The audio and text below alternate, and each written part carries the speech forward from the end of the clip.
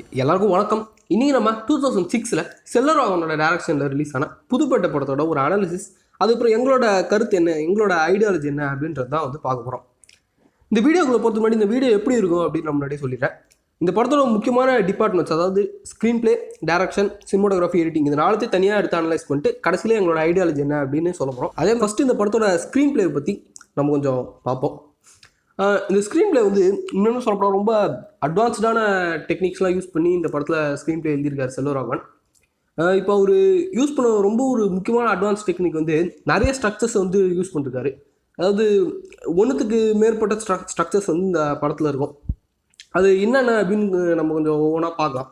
First எடுத்தவொடனே இந்த படத்தில் வந்து இவங்க 4 ஆக்ட் ஸ்ட்ரக்சர் யூஸ் பண்ணிருப்பாங்க. 4 ஆக்ட் ஸ்ட்ரக்சர்னால் என்ன அப்படின்னு பார்த்தோம்னா ஒன்றும் இல்லை, அதுவும் 3 ஆக்ட் ஸ்ட்ரக்சர் மாதிரியே தான். பட்டு 3 ஆக்ட் ஸ்ட்ரக்சரில் வந்து இருக்கிற அந்த ரெண்டாவது ஆக்ட் இருக்குல்ல, ஆக்ட் 2-வை ரெண்டாக பிரிச்சுருவாங்க. அதாவது எப்படின்னா, பிளாட் பாயிண்ட் 1லேருந்து மிட் பாயிண்ட் வரைக்கும் ஒரு தனி ஆக்ட்டு, அப்புறம் மிட் பாயிண்ட்லேருந்து பிளாட் பாயிண்ட் 2 வரைக்கும் அது ஒரு தனி ஆக்ட்டு. ஸோ இப்படி ஆக்ட் 2-வை வந்து ரெண்டாக பிரிக்கிறதுனால மொத்தம் 4 ஆக்ட் வந்துடும். ஸோ அதனால் இது வந்து 4 ஆக்ட் ஸ்ட்ரக்சர் அப்படின்னு சொல்லுவாங்க. இந்த 4 ஆக்ட் ஸ்ட்ரக்சர் எதுக்கு இந்த படத்தில் யூஸ் பண்ணிருக்காங்க அப்படின்னு பார்த்தோம்னா, ஃபஸ்ட்டு வந்து 4 ஆக்ட் ஸ்ட்ரக்சர் வந்து பெரிய படத்துக்குலாம் யூஸ் பண்ண ஆரம்பிப்பாங்க. ஏன் வந்து பெரிய படத்துக்கு யூஸ் பண்ண ஆரம்பிக்கிறாங்க அப்படின்னு பார்த்தோம்னா, அந்த செகண்ட் ஆக்டை அப்ரோச் பண்ணுறது, அந்த செகண்ட் ஆக்டை எழுதுறதுக்கு இன்னும் கொஞ்சம் ஈஸியாக இருக்கும் 4 ஆக்ட் ஸ்ட்ரக்சரில்.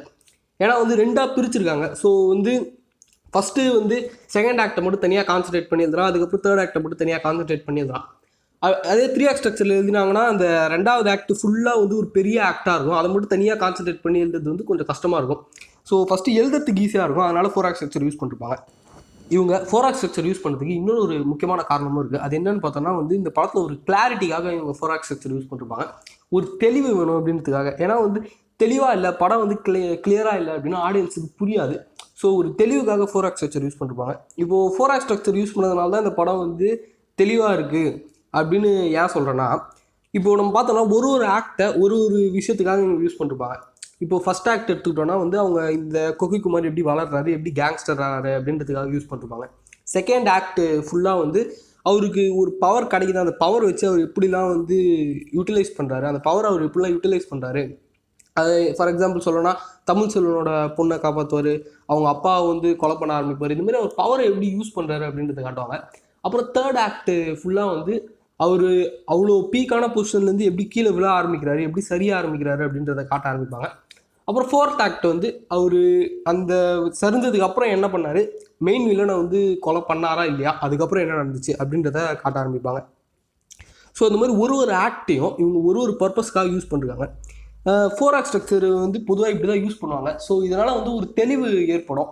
இந்த தெளிவு ஏற்படுறதுனால ஆடியன்ஸ் வந்து படத்தை இன்னும் டீப்பாக புரிஞ்சுக்க ஆரம்பிப்பாங்க. ஸோ அதுக்காக இவங்க வந்து யூஸ் பண்ணிருக்காங்க. முன்னாடியே சொன்ன மாதிரி இந்த படத்தில் வந்து நிறைய ஸ்ட்ரக்சர்ஸ் யூஸ் பண்ணிருக்காங்க. அந்த வகையில் பார்க்கும்போது இவங்க யூஸ் பண்ண இன்னொரு முக்கியமான ஸ்ட்ரக்சர் வந்து 15 பீட் பிளாட் ஸ்ட்ரக்சர் அப்படின்னு சொல்லுவாங்க. இதை வந்து சேவ் தி கேட் அப்படின்ற புக்கில் பிளேக் ஸ்னைடர் அப்படின்றவர் எழுதியிருக்காரு. இது பேர் வந்து 15 பீட் பிளாட் ஸ்ட்ரக்சர். ஸோ இந்த 15 பீட் பிளாட் ஸ்ட்ரக்சர்னால் என்ன அப்படின்னு பார்த்தோம்னா, ஒரு படத்தை வந்து 15 பிளாட் பாயிண்ட்ஸாக வந்து அந்த ஆத்தர் வந்து பிரிச்சிருக்காரு. 15 மொமெண்ட்ஸ்ன்னு சொல்லலாம், இல்லை 15 பீட்டுன்னு சொல்லலாம். அந்த மாதிரி 15 ஆக்டாக வந்து இந்த ஆத்தர் வந்து பிரிச்சிருக்காரு. ஸோ அந்த ஆக்டெல்லாம் வந்து கரெக்டாக எழுதிட்டோம், அந்த ஆக்டில் என்ன நடக்கணுமோ அதை கரெக்டாக எழுதிட்டோம்னா படம் நல்லா வரத்துக்கு அதிக வாய்ப்புகள் இருக்குது அப்படின்னு வந்து அந்த ஆத்தர் வந்து சொல்கிறாரு. ஸோ இந்த படத்தில் வந்து இந்த 15 பீட் பிளாட் ஸ்ட்ரக்சர் ரொம்ப எஃபெக்டிவாக யூஸ் பண்ணிருக்காங்க. இந்த 15 பீட் பிளாட் ஸ்ட்ரக்சர் இவங்க எப்படி யூஸ் பண்ணிருக்காங்க அப்படின்றத பார்ப்போம். இந்த 15 பீட் பிளாட் ஸ்ட்ரக்சரில் வந்து ஃபஸ்ட்டு பிளாட் பாயிண்ட் வந்து ஓப்பனிங் இமேஜ் அப்படின்னு சொல்லுவாங்க. ஸோ இந்த ஓப்பனிங் இமேஜ்லாம் என்னன்னா அந்த படத்தோட ஃபஸ்ட்டு சீன். இந்த படத்தோட ஃபஸ்ட்டு சீன் வந்து அந்த ஜெயிலில் இருக்குது. ரெண்டாவது பிளாட் பாயிண்ட் வந்து தீம் ஸ்டேட்டட் அப்படின்னு சொல்லுவாங்க. அந்த தீம் ஸ்டேட்டட்னா என்னென்னு பார்த்தோம்னா, அந்த படத்தோட தீமை வந்து நம்ம ஆடியன்ஸ்கிட்ட சொல்லணும், ரெண்டாவது பிளாட் பாயிண்டில் சொல்லிடணும் அப்படின்னு சொல்கிறாரு இந்த ஆத்தர். ஸோ இந்த படத்தோட தீமை வந்து இந்த எங்க ஏரியா உள்ள வர அந்த பாட்டில் தான் வந்து சொல்லிருப்பாங்க. அந்த பாட்டை கொஞ்சம் நல்லா நோட்டீஸ் பண்ணோன்னா, புதுப்பேட்டை ஏரியாவில் இருக்கிற கேங்ஸ்டரிசம் பற்றி, புதுப்பேட்டை ஏரியாவில் இருக்கிற மக்களை பற்றி தான் வந்து அந்த பாட்டில் பேசியிருப்பாங்க. ஸோ இந்த படமும் அதுதான், புதுப்பேட்டை ஏரியாவில் என்ன நடக்குது, இந்த புதுப்பேட்டை ஏரியாவில் பொலிட்டிக்ஸ் எப்படி இருக்குது, கேங்ஸ்டரிசம் எப்படி இருக்குது அப்படின்னு சொல்கிறது தான். ஸோ தீம் ஸ்டேட்டட் வந்து ரெண்டாவது பிளாட் பாயிண்ட், அதை கரெக்டாக இவங்க ஹிட் பண்ணிருக்காங்க. ஸோ அந்த பாட்டு மூலமாக இவங்க சொல்லிருக்காங்க. ஒரு 15 பீட்டு பிளாட் ஸ்ட்ரக்சரில் இருக்கிற மூணாவது பிளாட், இது வந்து பிளாட்டுன்னு சொல்ல முடியாது, பீட்டுன்னு சொல்ல முடியாது, இது வந்து ஒரு மொமெண்ட்ஸ்ன்னு சொல்லலாம். அது கிளியராக வந்து அவர் டிஃபைன் பண்ணிருப்பார் அந்த புக்கில். ஸோ மூணாவது மொமெண்ட் வந்து செட்டப் அப்படின்னு சொல்லுவாங்க. அந்த கேரக்டரை பற்றி நம்ம வந்து செட் பண்ணணும், அந்த கேரக்டரை நம்ம எஸ்டாப்ளிஷ் பண்ணணும். ஸோ இந்த படத்தில் வந்து கேரக்டர் எஸ்டாப்ளிஷ்மெண்ட் பார்ட்லாம் வந்து ரொம்ப நல்லா பண்ணிருப்பாங்க. அவர் பிச்சை எடுக்கிற சீனாக இருக்கட்டும், அந்த போலீஸ்கிட்ட மாட்டுற சீனு, இதெல்லாம் தான் வந்து அவரோட கேரக்டரை எஸ்டாப்ளிஷ் பண்ணுற சீன்ஸு. அந்த கேரக்டர்ஸ் அந்த சீன்ஸ் மூலமாக தான் வந்து நம்ம அந்த குக்கி குமார் அப்படின்ற கேரக்டரை பற்றி நல்லா தெரிய ஆரம்பிப்போம். நாலாவது இது 15 பீட் பிளாட் ஸ்ட்ரக்சரில் நாலாவது மொமெண்ட் வந்து கேட்டலிஸ்ட் அப்படின்னு சொல்லுவாங்க. அதாவது என்னென்னா, அவரோட வாழ்க்கையில் ஏதாவது ஒரு முக்கியமான விஷயம் நடக்கும், அந்த விஷயம் வந்து அவர் வாழ்க்கையை வந்து லைட்டாக மாற்றும், கொஞ்சம் கொஞ்சமாக மாற்றும். அதுதான் வந்து கேட்டலிஸ்ட் மொமெண்ட்டு. இந்த படத்தில் வந்து கேட்டலிஸ்ட் மொமெண்ட் என்ன அப்படின்னு பார்த்தோன்னா, அந்த மூர்த்தியோட தம்பியை கொலை பண்ணுற சீன் தான். அந்த சீனுக்கு அப்புறம் அவர் வாழ்க்கை வந்து லைட்டாக மாற ஆரம்பிக்கும், அவரோட பாதை வந்து மாற ஆரம்பிக்கும். அவர் ஒரு முழு நேர கேங்ஸ்டராக இறங்க ஆரம்பிப்பார். ஸோ இந்த ஃபோர்த்து மொமெண்ட், இந்த ஃபோர்த்து பீட்டை வந்து கரெக்டாக எழுதியிருக்காங்க. அதுக்கப்புறம் இந்த 15 பீட்டு பிளாட் ஸ்ட்ரக்சரோட 5வது மொமெண்ட் என்ன அப்படின்னு பார்த்தோன்னா டிபேட்டுன்னு சொல்லுவாங்க. அந்த கேட்டலிஸ்ட் பாயிண்ட்டுக்கு அப்புறம் என்ன நடக்குது, அதோட கான்சிக்வன்சஸ் என்னென்ன, அதனால் அவர் வாழ்க்கை எப்படிலாம் மாறி இருக்கு அப்படின்றது தான் வந்து டிபேட் அப்படின்ற போர்ஷனில் வந்து சொல்லணும். இந்த டிபேட் போர்ஷன் இந்த படத்தில் என்னென்ன அப்படின்னு பார்த்தோம்னா, அவர் வந்து இந்த ட்ரைனிங் எடுக்கிற சீனாக இருக்கட்டும், அதுக்கப்புறம் வர்ற ஃபைட்ஸ் இருக்கணும், இதெல்லாம் தான் வந்து இந்த படத்தில் வந்து டிபேட்டு போர்ஷன். இந்த டிபேட் போர்ஷனில் தான் வந்து அவர் புது விஷயங்கள்லாம் வந்து கற்றுக்க ஆரம்பிப்பார். ஸோ 15 பீட்டு பிளாட் ஸ்ட்ரக்சரில் 6வது மொமெண்ட் வந்து பிரேக் இன்டு 2 அப்படின்னு சொல்லுவாங்க. பிரேக் இன்டு 2னா வந்து ஒரு வாழ்க்கையில் ஒரு மிகப்பெரிய சேஞ்ச் நடக்குது இந்த மொமெண்ட்டுக்கு அப்புறம் தான். இதை வந்து 3 ஆக்ட் ஸ்ட்ரக்சரோட கம்பேர் பண்ணோன்னா இதுதான் வந்து ஆக்ட் 1. பொதுவாக வந்து இந்த 15 பீட் பிளாட் ஸ்ட்ரக்சரையும் 3 ஆக்ட் ஸ்ட்ரக்சரையும் வந்து கம்பேர் பண்ண முடியாது, ரெண்டும் வேறு ஸ்ட்ரக்சர்ஸு. பட் ஸ்டில் ஒரு எக்ஸாம்பிளுக்காக சொல்கிறேன். ஸோ இந்த படத்தில் வந்து இந்த பிரேக் இன்டு 2 மொமெண்ட் என்ன அப்படின்னு பார்த்தோன்னா, அவர் வந்து அன்பை வந்து கொலை பண்ணுறது தான். அது கொலை பண்ணதுக்கப்புறம் தான் அவர் வாழ்க்கை வந்து மிகப்பெரிய அளவில் மாறும். அவர் வாழ்க்கையாக மாற்றின ஒரு மொமெண்ட்டு தான் வந்து இந்த பிரேக் இன்டு 2 மொமெண்ட்டு. ஸோ இந்த பிரேக் இன்டு 2 மொமெண்ட்டை வந்து இவங்க ரொம்ப எலாபரேட்டடாக காமிச்சிருப்பாங்க. அதாவது வந்து அந்த அவர் கிருஷ்ணவேணிக்காக போய் பேசுகிறதா இருக்கட்டும், அதுக்கப்புறம் கொலை பண்ணுறதா இருக்கட்டும், இந்த மாதிரி 2-3 சீன்ஸ் வச்சு இந்த மொமெண்ட்டை வந்து எலாபரேட் பண்ணி காமிச்சிருப்பாங்க. அதெல்லாம் வந்து உண்மையிலே ரொம்ப நல்லா இருந்துச்சு. அடுத்து 7வது மொமெண்ட் வந்து பி ஸ்டோரி அப்படின்னு சொல்லுவாங்க. ரெண்டாவது ஒரு ஸ்டோரி படத்துள்ளே வருது, ஒரு பி ஸ்டோரி, அது பேர்லேயே இருக்குது. ரெண்டாவது ஒரு மொமெண்ட் வந்து ரெண்டாவது ஒரு ஸ்டோரி வந்து படத்துள்ளே வரும், இதுதான் வந்து பி ஸ்டோரி. இந்த படத்தில் வந்து அந்த கிருஷ்ணவேணியோட இருக்கிற சீன்ஸ் தான் வந்து பி ஸ்டோரி. கிருஷ்ணவேணி அவர் கல்யாணம் பண்ணிக்கிறாரு, குழந்தை பிறகுது, இதெல்லாம் வந்து பி ஸ்டோரி. ஸோ இது அப்படியே மூவ் ஆகும். அதுக்கப்புறம் வந்து 8வது மொமெண்ட் வந்து ஃபன் அண்ட் கேம்ஸ் மொமெண்ட் அப்படின்னு சொல்லுவாங்க. இது வந்து சும்மா ஒரு அந்த கேரக்டரை பொறுத்த வரைக்கும் இது வந்து சும்மா ஒரு ஜாலியான மொமெண்ட்டு. அந்த கேரக்டர் வாழ்க்கையில் என்னென்னலாம் பண்ண நினைக்குதோ அதெல்லாம் வந்து பண்ண ஆரம்பிக்கும்.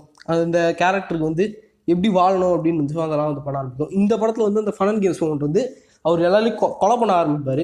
அதுதான் வந்து இந்த படத்தோட வந்து ஃபன் அண்ட் கேம்ஸ் மொமெண்ட்டு. இந்த 15 பீட்டு பிளாட் ஸ்ட்ரக்சர் படி இந்த ஃபன் அண்ட் கேம்ஸ் மொமெண்ட் அப்படின்றது மிட் பாயிண்ட்டுக்கு கொஞ்சம் முன்னாடி வரும். ஸோ இந்த படத்தில் வந்து மிட் பாயிண்ட்டுக்கு முன்னாடி வர்றது வந்து ஃபன் அண்ட் கேம்ஸ் மொமெண்ட். அதை இந்த படத்தில் வந்து அவர் கொலை பண்ணுற சீன் தான் வந்து ஃபன் அண்ட் கேம்ஸ் மொமெண்ட் அப்படின்னு நம்ம வச்சுக்கலாம். அதுக்கப்புறம் ஒரு படத்தோட 9வது மொமெண்ட், அதாவது இந்த 15 பீட் பிளாட் ஸ்ட்ரக்சர் படி ஒரு 9வது மொமெண்ட் வந்து மிட் பாயிண்ட் வந்து ரொம்ப குரூஷியலான ஒரு மொமெண்ட்டு. இதுதான் வந்து இந்த படத்தோட நடுப்பகுதி. இந்த புதுப்பேட்டை படத்தை பொறுத்த வரைக்கும் இந்த படத்தோட மிட் பாயிண்ட் என்ன அப்படின்னு பார்த்தோம்னா, அவர் அப்பாவை கொலை பண்ணுற சீன் தான். இது வந்து ரொம்ப விக்டோரியஸான ஒரு மிட் பாயிண்ட்டு. அவர் அப்பாவை கொலை பண்ணணும் ரொம்ப நாள் ஆசையில் இருந்தார், இப்போ இந்த மிட் பாயிண்டில் வந்து கொலை பண்ணி முடிச்சிட்டாரு. ஸோ இது வந்து ஒரு 15 பீட் பிளாட் ஸ்ட்ரக்சர் படி மிட் பாயிண்ட் வந்து இந்த படத்தில் வந்து அவர் அப்பாவை கொலை பண்ணுற சீன் தான். ஸோ 10வது மொமெண்ட் என்ன 15 பீட் பிளாட் ஸ்ட்ரக்சரில் 10வது மொமெண்ட் என்ன அப்படின்னு பார்த்தோம்னா, பேட் காய்ஸ் க்ளோஸ் இன் அப்படின்னு சொல்லுவாங்க. பேட் காய்ஸ் க்ளோஸ் இன் அப்படின்னா புதுசாக வந்து வில்லன்கள்லாம் வந்து ஃபார்ம் ஆக ஆரம்பிப்பாங்க. புதுசாக வில்லன்கள்லாம் பெரிய வில்லன்கள் இல்லை, அதாவது மெயின் ஆன்டகனிஸ்ட்டுன்னு இருக்கிறவர் இந்த டைமில் ஃபார்ம் ஆக மாட்டார், அவர் கொஞ்சம் முன்னாடியே ஃபார்ம் ஆகி வச்சிருப்பார். சின்ன வில்லன்கள், அது கொஞ்சம் அடியாளுங்க, அவங்களாம் வந்து கொஞ்சம் அட்டாக் பண்ண ஆரம்பிப்பாங்க. அந்த மாதிரி சீன்ஸ் தான் வந்து இந்த பேட் காய்ஸ் க்ளோஸ் இன் அப்படின்னு சொல்லுவாங்க. இந்த படத்தில் வந்து சோனியா அவரோட கல்யாணம் பண்ணிக்கிறனால தான் வந்து கொஞ்சமாக வில்லன்கள் தான் வந்து ஃபார்ம் ஆக ஆரம்பிப்பாங்க. இந்த பேட் காய்ஸ் க்ளோஸ் இன் மொமெண்ட்டை வந்து குக்கி குமாரே தேடி போய் வாங்கிக்கினாரு அப்படின்னு சொல்லலாம். ஸோ இந்த பேட் காய்ஸ் க்ளோஸ் இன் மொமெண்ட்டுக்கு அப்புறம் வர்ற ஒரு மொமெண்ட், அதாவது 11வது மொமெண்ட் வந்து ஆல் இஸ் லாஸ்ட் மொமெண்ட் அப்படின்னு சொல்லுவாங்க. 15 பீட் பிளாட் ஸ்ட்ரக்சர் படி அது வந்து ஆல் இஸ் லாஸ்ட் மொமெண்ட்டு. இந்த படத்தில் வந்து குக்கி குமார், அதாவது ஒரு கேரக்டர் வந்து பல விஷயங்கள் வந்து இழக்க ஆரம்பிப்பாங்க, கொஞ்சமாக தோக்க ஆரம்பிப்பாங்க. இதுதான் வந்து ஆல் இஸ் லாஸ்ட் மொமெண்ட்டு. இந்த மொமெண்ட் முடியறதுக்குள்ளே அந்த கேரக்டருக்கு வந்து கிட்டத்தட்ட அவர் வாழ்க்கையில் பாதி போயிடும் அவர் கையை விட்டு. ஸோ இந்த படத்தில் வந்து ஆல் இஸ் லாஸ்ட் மொமெண்ட் என்ன அப்படின்னு பார்த்தோன்னா, இந்த வேட்பாளர்களை அறிவிக்கிற சீனில் அவர் கொஞ்சம் வாய் விட்டுவார்.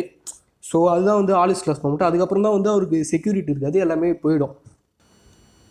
15 பீட் பிளாக் ஸ்ட்ரக்சரில் 12வது மொமெண்ட் என்ன அப்படின்னு பார்த்தோம்னா dark night of the soul அப்படின்னு சொல்லுவாங்க. இந்த dark night of the soul மொமெண்ட்டுக்கும் ஆல் இஸ் லாஸ்ட் மொமெண்ட்டுக்கும் ஒரு சின்ன வித்தியாசம் தான் இருக்குது. ஆல் இஸ் லாஸ்ட் மொமெண்ட்டில் வந்து அந்த கேரக்டர் வந்து பல விஷயங்களை வந்து இழந்துரும், அந்த கேரக்டர் வந்து ஒரு தோக்குற நிலைமைக்கு வந்துடும். இந்த டார்க் நைட் ஆஃப் தி சோலில் அந்த கேரக்டர் வந்து தோத்தே போயிடும், சுத்தமாக அதோட கேவலமான நிலைமையில அந்த கேரக்டர் இருக்கவே முடியாது அப்படின்ற நிலைமைக்கு வந்துடும். ஒரு எல்லாமே அந்த கேரக்டர்கிட்ட இருக்கிற எல்லாமே வந்து போயிடும், ரொம்ப மோசமான நிலைமையில அந்த கேரக்டர் இருக்கும். இதுதான் வந்து dark night of the soul moment. இந்த படத்தில் வந்து கிருஷ்ணவேணி சாவதாக இருக்கட்டும், அதுக்கப்புறம் அவரோட பையனை வந்து அந்த எதிரிங்க வந்து தூக்கின்னு போகிறதா இருக்கட்டும், இதெல்லாம் தான் வந்து dark night of the soul moment. இந்த dark night of the soul மொமெண்ட்ஸ்லாம் வந்து ஒரு படத்துக்கு வந்து உண்மையாலுமே ரொம்ப ரொம்ப முக்கியம். ஒரு படத்துலேயே இருக்கிறதுலே முக்கியமான பீட் என்ன அப்படின்னு கேட்டோம்னா இந்த dark night of the soul பீட்டுன்னு தான் நான் சொல்லுவேன். என்னை பொறுத்த வரைக்கும் ஒரு கேரக்டரை வந்து தோக்கிறது வந்து எந்த அளவுக்கு நம்ம ஸ்க்ரீனில் நல்லா காட்டுறோமோ அந்த அளவுக்கு வந்து அந்த படம் நல்லா இருக்கும் அப்படின்னு சொல்லுவாங்க. ஸோ இந்த dark night of the soul போர்ஷனை இந்த படத்தில் ரொம்ப நல்லா காமிச்சிருப்பாங்க. ஒரு படம் எழுதும் போது அந்த கேரக்டர் தோக்கிறத நம்ம ரொம்ப நல்லா டீட்டெயில்டாக காமிக்கணும். அப்போ தான் வந்து ஆடியன்ஸால் கனெக்ட் பண்ணிக்க முடியும் அந்த கேரக்டரோட. ஸோ இந்த dark night of the soul moment வந்து உண்மையிலுமே ரொம்ப ரொம்ப முக்கியமான மொமெண்ட்டு. ஸோ அடுத்து 13வது மொமெண்ட் என்ன அப்படின்னு பார்த்தோம்னா பிரேக் இன்டு 3 மொமெண்ட் அப்படின்னு சொல்லுவாங்க. இந்த பிரேக் இன்டு 3னா என்னென்னு பார்த்தோம்னா ஒரு பிளாட் பாயிண்ட் 2 மாதிரி ஒரு 3 ஆக்ட் ஸ்ட்ரக்சரோட கம்பேர் பண்ணால் இது வந்து பிளாட் பாயிண்ட் 2 மாதிரி. முன்னாடியே சொன்ன மாதிரி 3 ஆக்ட் ஸ்ட்ரக்சரும் இந்த 15 பீட் பிளாட் ஸ்ட்ரக்சரும் டோட்டலாக வேறு ஸ்ட்ரக்சர்ஸும் அதை கம்பேர் பண்ண முடியாது. பட் ஸ்டில் ஒரு எக்ஸாம்பிளுக்காக நான் சொல்கிறேன். ஸோ இந்த பிரேக் இன்டு 3 மொமெண்ட் வந்து என்ன அப்படின்னு பார்த்தோம்னா அந்த கேரக்டர் வந்து ஒரு முடிவு எடுக்குது, அந்த முடிவுக்கு அப்புறம் வந்து கிளைமேக்ஸை நோக்கி அந்த கேரக்டர் போகுது. ஸோ இந்த படத்தில் என்ன அப்படின்னு பார்த்தோம்னா அந்த பஸ்லேருந்து இந்த கொலை பண்ணலாம் அப்படின்னு முடிவு எடுத்து குதிப்பார். அதுக்கப்புறம் அந்த ஒரு பயிற்சிலாம் எடுத்துகிட்டு சண்டை போடுவார்ல, அதுதான் வந்து பிரேக் இன்டு 3 மொமெண்ட்டு. இதுக்கப்புறம் வந்து கிளைமேக்ஸ் வரும். அது கிளைமேக்ஸுக்கு முன்னாடி வர்றது தான் வந்து பொதுவாக பிரேக் இன்டு 3 மொமெண்ட்டாக இருக்கும். கிளைமேக்ஸுக்கும் ப்ரீ கிளைமேக்ஸுக்கும் முன்னாடி வர்றது தான் வந்து மோஸ்ட்லி பிரேக் இன்டு 3 மொமெண்ட்டாக இருக்கும். பிரேக் இன்டு 3க்கு அப்புறம் கிளைமேக்ஸ் வர ஆரம்பிச்சிடும். ஸோ அடுத்து 14வது மொமெண்ட் வந்து முன்னாடியே சொல்கிற மாதிரி கிளைமேக்ஸு. இது பேர் வந்து ஃபைனல் பேஜ் அப்படின்னு இந்த 15 பீட் பிளாக் ஸ்ட்ரக்சரில் சொல்லுவாங்க. இந்த கிளைமேக்ஸில் வந்து இந்த படத்தோட ஆன்டகனிஸ்ட் என்ன ஆனார், வில்லனுக்கு என்ன ஆச்சு, அதுக்கப்புறம் அந்த கேரக்டரோட மோட்டிவாக அந்த கேரக்டர் அச்சீவ் பண்ணிச்சா இல்லையா அப்படின்றதெல்லாம் வந்து இந்த ஃபைனல் பேஜில் காட்டுவாங்க. கிளைமேக்ஸு இந்த படத்தில் என்ன அப்படின்னு பார்த்தோம்னா எல்லாருக்கும் தெரியும், மூர்த்தியை வந்து கொலை பண்ணுறது தான் வந்து இந்த படத்தோட கிளைமேக்ஸ். அந்த ஃபைட்டு அதுக்கப்புறம் அந்த மூர்த்தியை கொலை பண்ணுறது தான் வந்து இந்த படத்தோட கிளைமேக்ஸு. அதுக்கப்புறம் 15th பீட் என்ன அப்படின்னு பார்த்தோம்னா கடைசி பீட்டு. இது வந்து ஃபைனல் இமேஜ். ஸோ ஃபைனல் இமேஜ்னால் இது வந்து ஓப்பனிங் இமேஜ் ஃபைனல் இமேஜ் கிட்டத்தட்ட ஒரே மாதிரி தான். அது வந்து ஃபஸ்ட்டு சீனு, இது வந்து இருக்கிறதுலே லாஸ்ட் சீனு. ஸோ இந்த படத்தோட லாஸ்ட் சீன் என்ன அப்படின்னு பார்த்தோம்னா அவர் வந்து அந்த மேடையில் கடைசியில் பேசுறது தான். ஸோ இதுதான் வந்து 15 பீட்டு பிளாட் ஸ்ட்ரக்சர். இதுவும் வந்து ஒரு முக்கியமான ஸ்ட்ரக்சர். 15 பீட்டாக வந்து ஒரு படத்தை பிரித்து அதை ஆடியன்ஸ் கிட்ட ப்ரெசென்ட் பண்ணுறது. ஸோ இவங்க யூஸ் பண்ண இன்னொரு முக்கியமான ஸ்ட்ரக்சர் வந்து இந்த ஸ்ட்ரக்சர் பேர் எனக்கு சரியாக தெரியல. பட்டு நிறைய கேங்ஸ்டர் படங்களில் இந்த ஸ்ட்ரக்சரை வந்து யூஸ் பண்ணிருப்பாங்க. இப்போ எப்படின்னா வந்து நம்ம பெரிய பெரிய கேங்ஸ்டர் படங்கள்லாம் எடுத்துக்கலாம். கேங்ஸ் ஆஃப் வசிப்பூர் இருக்கட்டும், அப்படி இல்லைனா வந்து சிட்டி ஆஃப் காடு, அப்படி இல்லைனா குட் ஃபெல்லாஸ், இந்த மாதிரி படங்கள்லாம் வந்து இந்த ஸ்ட்ரக்சர் யூஸ் பண்ணிருப்பாங்க. அது என்னென்னா ஃபஸ்ட் எடுத்தவொன்னே ஒரு முக்கியமான சீனை நம்மக்கிட்ட காமிச்சிருவாங்க. அதுக்கப்புறம் திருப்பி வந்து ஃப்ளாஷ்பேக்கில் வந்து அந்த கேரக்டர் என்னென்னலாம் பண்ணிச்சு, எப்படி இந்த சீனுக்கு வந்துச்சு அப்படின்றத காட்டுவாங்க. இது வந்து நான் லீனியர் ஸ்ட்ரக்சர்னு சொல்ல முடியாது, ஏன்னா நான் லீனியர் வந்து கொஞ்சம் கம்ப்ளீட்டாக வேறு மாதிரி இருக்கும். இந்த ஸ்ட்ரக்சர் பேரே எனக்கு சரியாக தெரில. ஸோ இந்த படத்தில் வந்து இந்த ஸ்ட்ரக்சர் தான் யூஸ் பண்ணுவாங்க. ஃபஸ்ட்டு எடுத்தவொன்னே ஒரு முக்கியமான சீனு ஜெயில் சீனை வந்து காமிச்சிருவாங்க.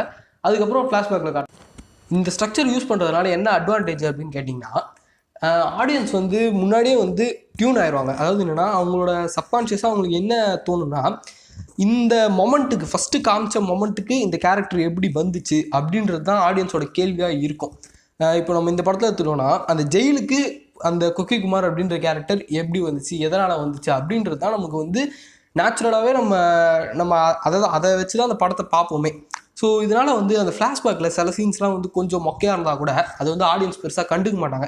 ஏன்னா அவங்களோட தாட் எப்படி இருக்கும், அவங்களோட சப்கான்ஷியஸில் அவங்களோட தாட் எப்படி இருக்குன்னா இந்த கேரக்டர் ஜெயிலுக்கு எப்படி வந்துச்சு அப்படின்றது தான் வந்து யோசிப்பாங்க. தவிர ஏன் இந்த சீனில் இப்படிலாம் நடக்குது, ஏன் இப்படிலாம் நடக்குது, இந்த கேரக்டரோட மோட்டிவ் என்ன அப்படின்லாம் வந்து அவங்க யோசிக்க மாட்டாங்க.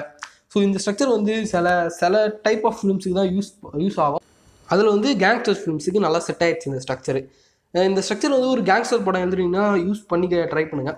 ஏன்னா வந்து நம்ம கேங்ஸ்டர் படம் எழுதும் போது ஒரு பெரிய வாழ்க்கையை வந்து நம்ம படமாக சொல்லுவோம். அப்போ வந்து நம்ம இந்த மோட்டிவ்லாம் வைக்க முடியாது, அப்ஜெக்டிவ் மோட்டிவ்லாம் வந்து வைக்க முடியாது. மேபி சில படங்களை வைக்கலாம், பட் நிறைய படங்களை வைக்கிறதுக்கான சான்ஸ் கிடைக்காது. ஸோ இந்த ஸ்ட்ரக்சர் யூஸ் பண்ணும்போது அவங்க மோட்டிவை பற்றிலாம் அந்தளவுக்கு திங்க் பண்ண மாட்டாங்க, அந்தளவுக்கு அது இன்னும் பெரிய குறையாக தெரியாது. ஏன்னா வந்து அந்த கேரக்டர் அந்த ஃபஸ்ட்டு காமிச்ச மொமெண்ட்டுக்கே எப்படி வந்துச்சு அப்படின்றது தான் யோசிப்பாங்க. ஸோ மோட்டிவ் யோசிக்க மாட்டாங்க. ஸோ இந்த ஸ்ட்ரக்சர் வந்து உங்கள் ஸ்க்ரீன் பிளே இன்னும் எங்கேஜிங்காக மாற்றும். பட் அது சில படங்களுக்கு தான் யூஸ் பண்ண முடியும். ஸோ இந்த படத்தில் வந்து இவ்வளோ ஸ்ட்ரக்சர்ஸ் யூஸ் பண்ணிருக்காங்க. முன்னாடியே சொன்ன மாதிரி வந்து 4 ஆக்ட் ஸ்ட்ரக்சர் யூஸ் பண்ணிருக்காங்க, 15 பீட் பிளாட் ஸ்ட்ரக்சர் யூஸ் பண்ணிருக்காங்க, அப்புறம் கேங்ஸ்டர் படங்களுக்கு யூஸ் பண்ணுற ஒரு ஸ்ட்ரக்சர் யூஸ் பண்ணிருக்காங்க. இந்த மாதிரி இவ்வளோ ஸ்ட்ரக்சர் யூஸ் பண்ணிருக்காங்களா? அது ஏன்? பொதுவாக வந்து படங்கள்லாம் வந்து ஏதாவது ஒரு ஸ்ட்ரக்சர் தான் யூஸ் பண்ணுவாங்க. முடிஞ்சு போனால் 3 ஆக்ட் ஸ்ட்ரக்சர் யூஸ் பண்ணுவாங்க. அப்படிதான் சில படங்களில் வந்து இந்த 4 ஆக்ட் ஸ்ட்ரக்சரோ இல்லை 5 ஆக்ட் ஸ்ட்ரக்சரோ யூஸ் பண்ணுவாங்க. இல்லை சில படங்களில் நான் லீனியர் யூஸ் பண்ணுவாங்க. மாதிரி ஏதாவது ஒரு ஸ்ட்ரக்சர் தான் யூஸ் பண்ணுவாங்க. பட் இந்த படத்தில் ஏன் இவ்வளோ ஸ்ட்ரக்சர்ஸ் யூஸ் பண்ணிருக்காங்க அப்படின்னு கேட்டிங்கன்னா, ஒன்றுமே இல்லை. அது வந்து கதையை வந்து இன்னும் எங்கேஜிங்காக மாற்றும். நிறைய ஸ்ட்ரக்சர் யூஸ் பண்ணும்போது அந்த படத்தில் நிறைய மொமெண்ட்ஸ் இருக்கும், நிறைய பிளாட் பாயிண்ட்ஸ் இருக்கும். இதனால் வந்து ஸ்கிரிப்ட் இன்னும் டைட்டாக இருக்கும், ஸ்கிரிப்ட் இன்னும் எங்கேஜிங்காக இருக்கும். அதுக்காக தான் வந்து நிறைய ஸ்ட்ரக்சர் யூஸ் பண்ணிருக்காங்க. ஸோ இந்த படத்தோட ஸ்க்ரீன் பிளே இவ்வளோ நல்லா இருக்குது. இந்த படத்தோட ஸ்க்ரீன் பிளே பற்றி பேசும்போது கண்டிப்பாக இந்த படத்தோட கேரக்டர்ஸ் பற்றி நம்ம பேசிக்கணும். இந்த படத்தோட மெயின் லீடு வந்து கொக்கி குமார் அப்படின்றவர் பண்ணிருக்காரு. இப்போது இந்த கொக்கி குமார் கேரக்டர் வச்சு நம்ம நிறைய கற்றுக்கலாம். என்ன அப்படின்னு பார்த்தோன்னா, இவர் வந்து ஒரு ஆன்டி ஹீரோ, இவர் வந்து ஒரு வில்லன். ஆனால் இந்த கிட்டத்தட்ட இந்த படத்தை பொறுத்த வரைக்கும் வில்லன் தான். ஆனால் இந்த வில்லனை பார்க்கும்போது நமக்கு பிடிக்குது. எப்படி ஒரு வில்லன் கேரக்டரை நமக்கு பிடிச்சிருக்கு அப்படின்னு பார்த்தோன்னா, ஒரு ஆன்டி ஹீரோவை எப்படி வந்து மக்களுக்கு பிடிச்ச மாதிரி ப்ரெசென்ட் பண்ணுறது அப்படின்னு பார்த்தோம்னா, ஃபஸ்ட் எடுத்தவொடனே அந்த ஆன்டி ஹீரோவுக்கு ஒரு பேட் பாஸ்ட், அதாவது வந்து அவரோட பாஸ்ட் வந்து ரொம்ப மோசமாக இருக்கும். இந்த படத்தில் வந்து அவரோட பாஸ்ட் வந்து மோசமாக தான் இருக்கும். ஏன்னா அவரோட அம்மா செத்துருவாங்க. இந்த மாதிரி வந்து பாஸ்ட் வந்து மோசமாக தான் இருக்கும். பிச்செல்லாம் எடுப்பார், அழுகுலாம் செய்வார். அதுக்கப்புறம் தான் வந்து அவர் இந்த நிலைமைக்கு வருவார். ஸோ வந்து ஒரு ஆன்டி ஹீரோவை மக்களுக்கு பிடிச்ச மாதிரி ப்ரெசென்ட் பண்ணுறதுக்கு முதல் பாயிண்ட் வந்து அவரோட பாஸ்ட் வந்து கொஞ்சம் மொக்கையாக இருக்கணும், ரொம்ப பரிதாபமாக இருக்கணும். அதுக்கப்புறம் வந்து அந்த ஹீரோவை சுற்றி இருக்கிறவங்க அவரோட கெட்டவங்களாக இருக்கணும். இந்த ஹீரோவோட அவர் சுற்றி இருக்கிறவங்க இன்னும் கெட்டவங்களாக இருக்கணும். இந்த படத்தில் பார்த்தோன்னா அன்பு, தமிழ்ச்செல்வன் எல்லாருமே வந்து ஹீரோவோட கெட்டவங்க. ஸோ அப்படி இருக்கும்போது அந்த ஹீரோ மேலே வந்து நமக்கு ஆட்டோமேட்டிக்காக வந்து ரொம்ப ஒன்றும் வெறுப்புலாம் வராது. ஸோ ஒரு ஆன்டி ஹீரோவை மக்களுக்கு பிடிச்ச மாதிரி காட்டுறதுக்கு ரெண்டாவது பாயிண்ட் வந்து அவர் சுற்றி இருக்கிறவங்க இன்னும் கேவலமாக, இன்னும் மோசமாக இருக்கணும். அப்புறம் ஒரு ஆன்டி ஹீரோவை மக்களுக்கு பிடிச்ச மாதிரி காட்டுறதுக்கு மூணாவது பாயிண்ட் என்ன அப்படின்னு பார்த்தோம்னா, அவருக்கு ஏதாவது ஒரு சின்ன விஷயத்தில் மேலேயாச்சும் வந்து பாசம் இருக்கணும், ஒரு லவ் இருக்கணும். பெரிய பெரிய விஷயங்கள் மேலே லவ் இருக்கணும்னு அவசியம் இல்லை. ஏதாவது ஒரு 2-3 சின்ன விஷயங்கள் மேலே லவ் இருக்கணும்.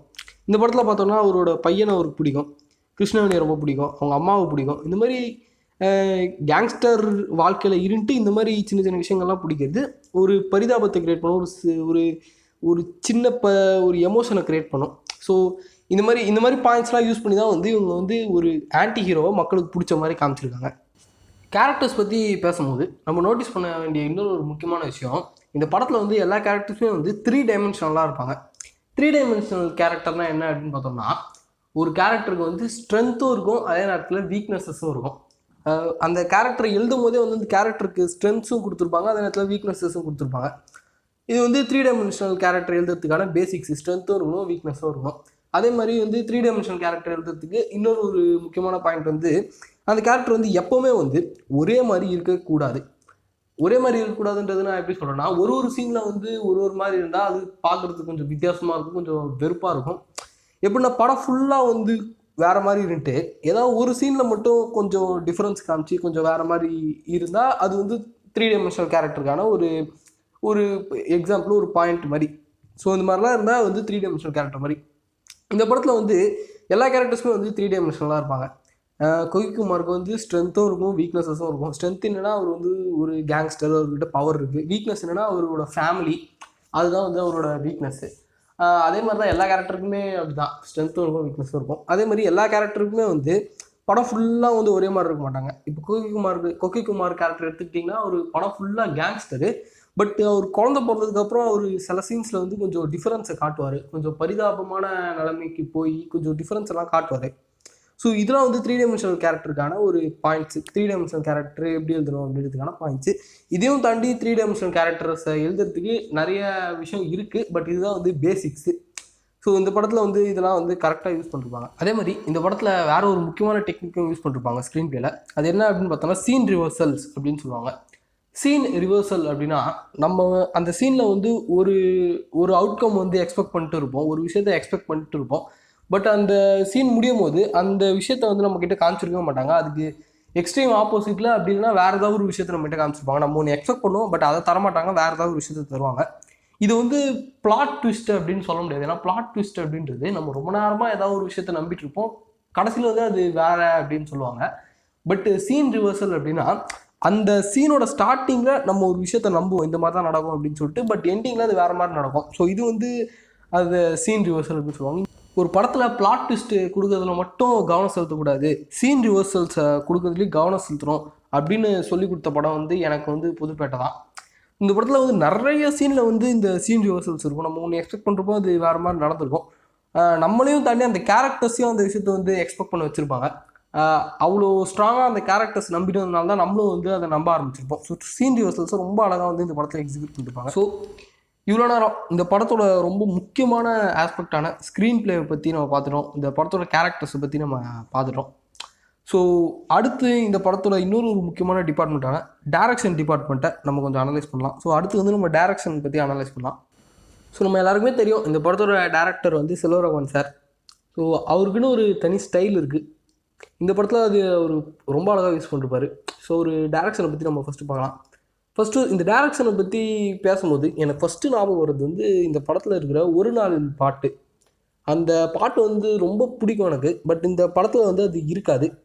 நிறைய பேருக்கு அந்த பாட்டு ரொம்ப பிடிச்சிருக்கு, பட் இந்த படத்தில் வந்து இருக்காது. இந்த படத்தை வந்து ஃபஸ்ட் வாட்டி பார்க்கும்போது ஏன் அந்த பாட்டு இல்லை அப்படின்னு ஒரு ஃபீலிங் இருந்துச்சு. பட்டு கொஞ்சம் 2வது வாட்டி 3வது வாட்டிலாம் பார்க்கும்போது அந்த பாட்டு இல்லாததே எவ்வளோ நல்லது தான் அப்படின்னு எனக்கு பர்சனலாக தோணுச்சு. ஏன் அப்படின்னு பார்த்தோம்னா அந்த பாட்டோட லிரிக்ஸ்லாம் நம்ம கொஞ்சம் கவனிச்சோம்னா அது எல்லாமே இன்னும் ரொம்ப பாவப்பட்ட கேரக்டரை குறிக்கிற மாதிரி இருக்குது. அந்த லிரிக்ஸ்லாம் வந்து ரொம்ப நல்லவனை குறிக்கிற மாதிரி ஒரு லிரிக்ஸ் மாதிரி தான் எனக்கு தெரிஞ்சுது. பட் இந்த படத்தில் வந்து குவிக்குமார் கேரக்டர் வந்து அப்படிப்பட்ட கேரக்டரே இல்லை. அவன் வந்து ஒரு கெட்டவனான கேரக்டர் தான். ஸோ அந்த பாட்டு அந்த படத்தில் வைக்காமல் இருந்ததே வந்து ரொம்ப நல்ல டிசிஷன். அதுக்கு வந்து டேரக்டர் வந்து நம்ம உண்மையுமே பாராட்டி தான் ஆகணும், நல்ல டிசிஷன். அதுக்கப்புறம் வந்து செல்வராகவனோட ஸ்டைலே வந்து நிறைய ஓவர் தி ஷோல்டர் ஷாட்ஸு வைப்பார். அதாவது எப்படின்னா கேமரா வந்து அந்த கேரக்டரோட முதுகுக்கு பின்னாடி இருக்கும், அப்படி இல்லைனா தலைக்கு பின்னாடி இருக்கும். மோஸ்ட்லி வந்து இந்த ஷோல்டருக்கு பின்னாடி தான் இருக்கும். அதனால் ஓவர் தி ஷோல்டர் ஷாட் அப்படின்னு பொதுவாக சொன்னேன். பட்டு நிறைய இடங்களில் வந்து முதுகுக்கு பின்னாடியும் இருக்கும், சில சீன்ஸ்லாம் வந்து தலைக்கு பின்னாடியும் இருக்கும். ஸோ இந்த ஓவர் தி ஷோல்டர் ஷாட்ஸு, இந்த முதுகுக்கு பின்னாடி இருக்கிற ஷாட்ஸ்லாம் அவர் எதுக்கு வைக்கிறாரு அப்படின்னு பார்த்தோம்னா அந்த சீனில் வந்து அந்த கேரக்டரை வந்து இன்னும் பவர்ஃபுல்லாக காட்டும் அப்படின்றதுக்காக இந்த மாதிரி ஓவர் தி ஷோல்டர் ஷாட்ஸ்லாம் வச்சுருக்காரு அவர். ஏன்னா வந்து இப்போது ஓவர் தி ஷோல்டர் ஷாட்லேருந்து பார்க்கும்போது அந்த ஃப்ரேம் ஃபுல்லாகவே வந்து அந்த கேரக்டர் தான் தெரியும். அந்த ஃப்ரேம் பாதி வந்து அந்த கேரக்டரை தான் வந்து நம்ம பார்ப்போம். ஸோ அந்த ஃப்ரேமில் வந்து அந்த கேரக்டர் தான் வந்து பெருசாக தெரியும். ஸோ அப்படி பார்க்கும்போது ஒரு பவரை குறிக்கிற மாதிரி இருக்குது, ஒரு டாமினேஷனை குறிக்கிற மாதிரி இருக்குது ஃப்ரேமில் பெரிய விஷயத்தை பார்க்கறதுனால. அதே மாதிரி ஓவர் தி ஷோல்டர் ஷாட் வைக்கிறதுக்கு இன்னொரு முக்கியமான காரணமும் இருக்குது. அது என்னென்னா வந்து அந்த கேரக்டர் பக்கத்தில் நின்று நடக்கிற இன்சிடென்ட்ஸை பார்க்குற ஒரு ஃபீல் தரும் ஓவர் தி ஷோல்டர் ஷாட் அப்படின்றது. ஸோ அந்த ஒரு ஃபீலிங்காக ஓவர் தி ஷோல்டர் ஷாட்ஸ் வந்து வச்சுருக்காங்க படத்தில்.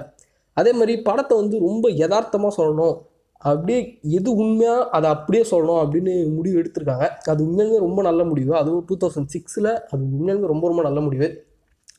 வயலன்ஸாக இருக்கட்டும், ஆபாசமாக இருக்கட்டும், எல்லாத்தையுமே வந்து ரொம்ப யதார்த்தமாக காமிச்சிருப்பாங்க.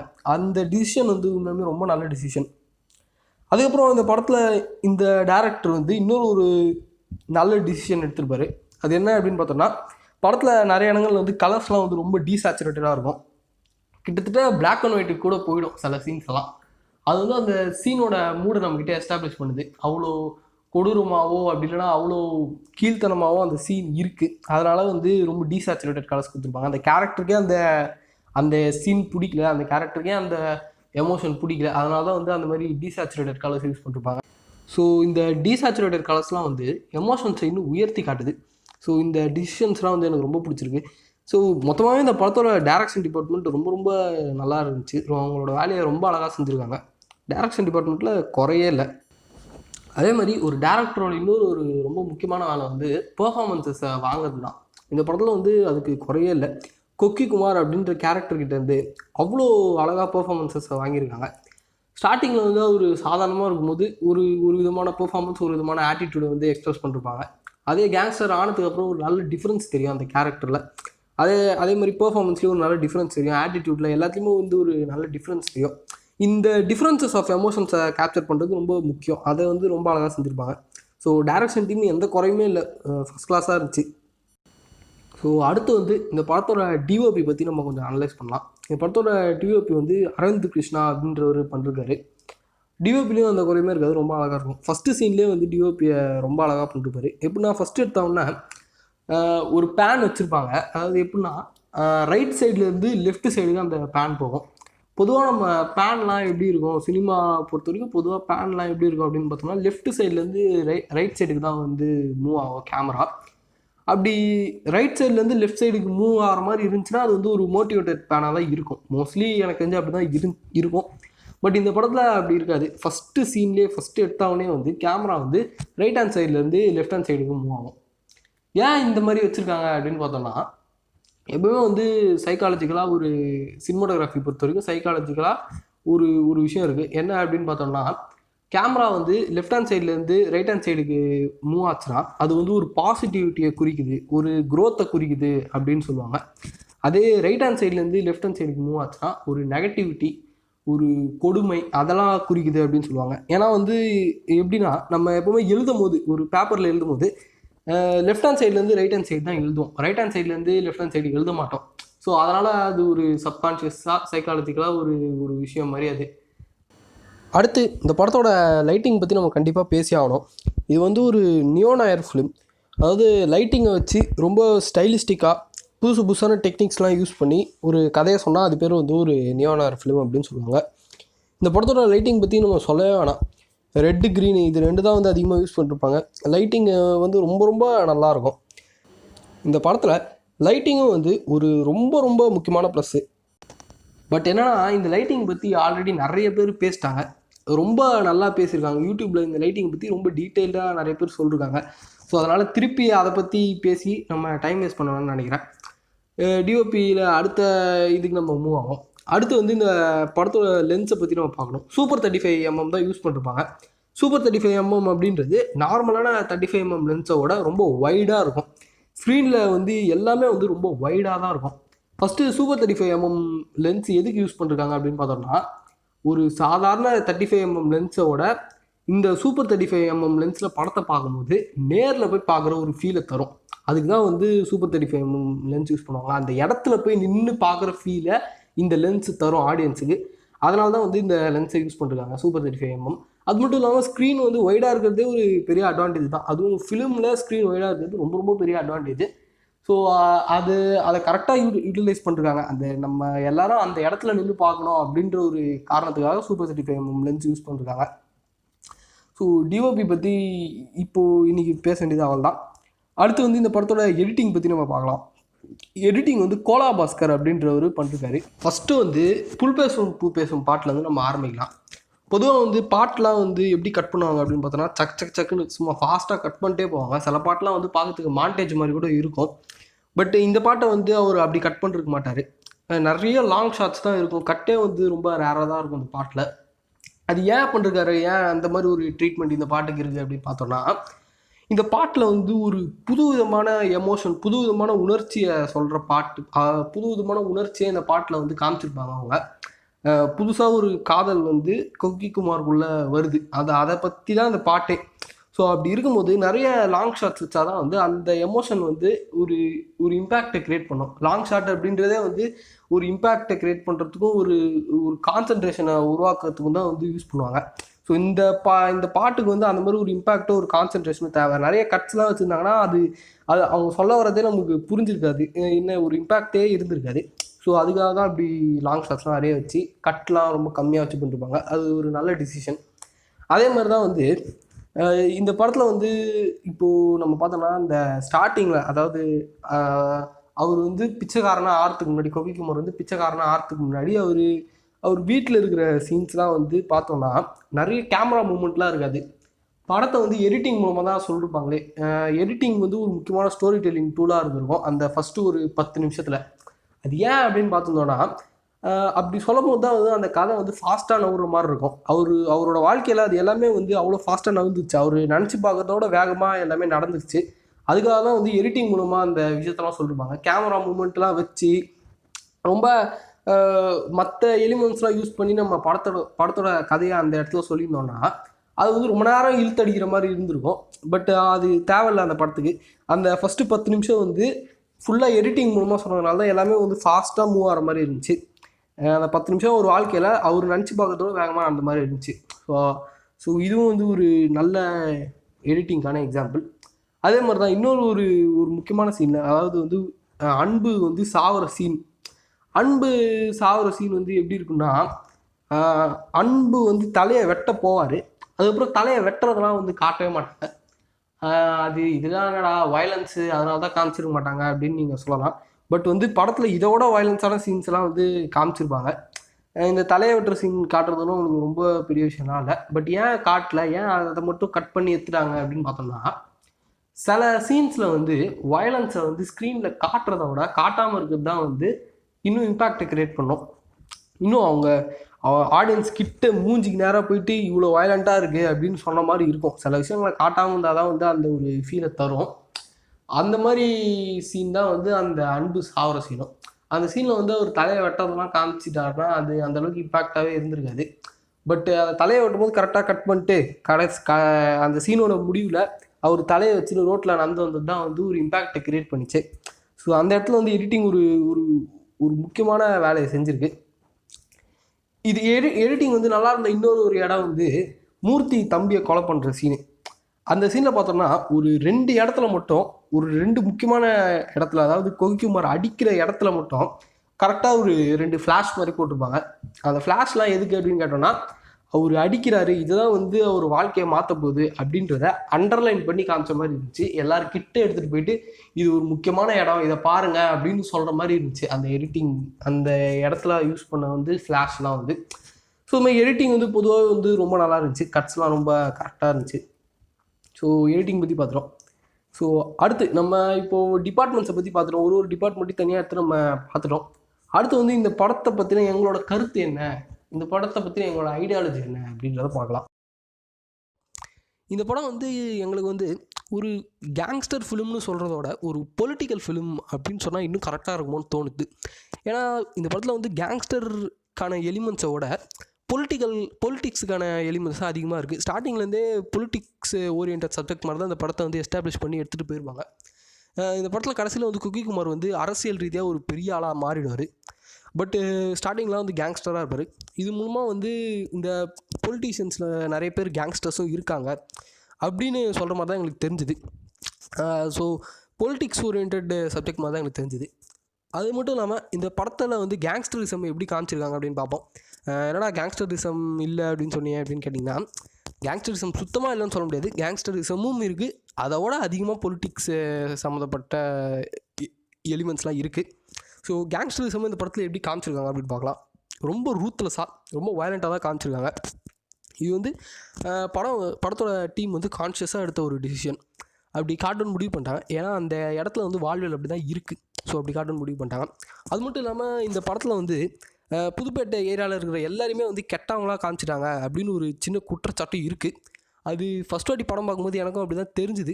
பட்டு போக போக வாங்கும்போது சின்ன சின்ன கேரக்டர்ஸ் எல்லாம் வந்து நல்ல கேரக்டர்ஸாகவும் இந்த படத்தில் காமிச்சிருக்காங்க. அது எப்படின்னா வந்து அந்த குழந்தைய வந்து எடுத்துகிட்டு போகிற ஒரு அம்மா வருவாங்க, எடுத்துகிட்டு போகிறது ஒரு அம்மா வருவாங்க. அந்த அம்மாவை நல்லவங்க தான் காமிச்சிருக்காங்க. அப்புறம் கொக்கிக்குமாரே வந்து ஸ்டார்டிங்கில் நல்லவராக தான் இருந்தார். சில சுச்சுவேஷன்ஸ் மூலமாக தான் கெட்டவர மாதிரி இருக்கார். அது மட்டும் இல்லாமல் கொக்கிக்குமாரோட அம்மா அவங்களும் வந்து நல்லவங்க தான். அப்புறம் கொக்கிக்குமாரோட அப்பாவுக்கு இன்னொரு ஒரு ஃபேமிலி இருக்கும், அந்த ஃபேமிலியில் இருக்கிறவங்களாம் நல்லவங்க தான்.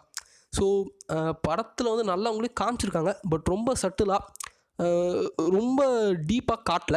அது வந்து ஒரு விதத்தில் அது வந்து ஒரு தப்பு தான். புதுப்பேட்டை அப்படின்னு பேர் வச்சுட்டு அங்கே இருக்கிற நிறைய பேரை ரொம்ப கெட்டவங்களாம் காமிச்சது ஒரு விதத்தில் தப்பு தான். பட் டோட்டலாக தப்புன்னு சொல்ல முடியாது. சில நல்ல கேரக்டர்ஸையும் காமிச்சிருக்காங்க. அதனால் அது ஒன்றும் ஒரு பெரிய குறையாக நம்ம சொல்ல முடியாது.